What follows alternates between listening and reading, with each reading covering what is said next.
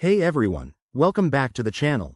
If you're diving into the crypto world in 2025, you might need to move your assets around, like withdrawing Chainlink from crypto.com to Kucoin.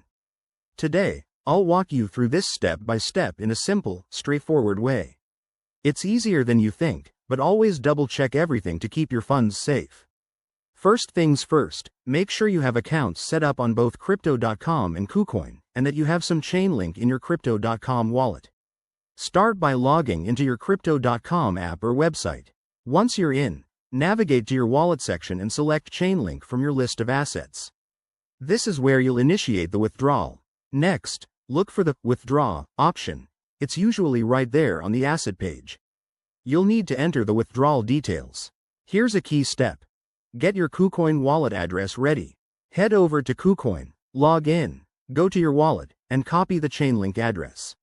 Make sure it's for the correct network, like Ethereum, since Chainlink typically uses that. Paste this address into the withdrawal form on crypto.com. Now, specify the amount you want to withdraw. Remember, there might be network fees, so check those first to avoid surprises. Once everything looks good, hit confirm.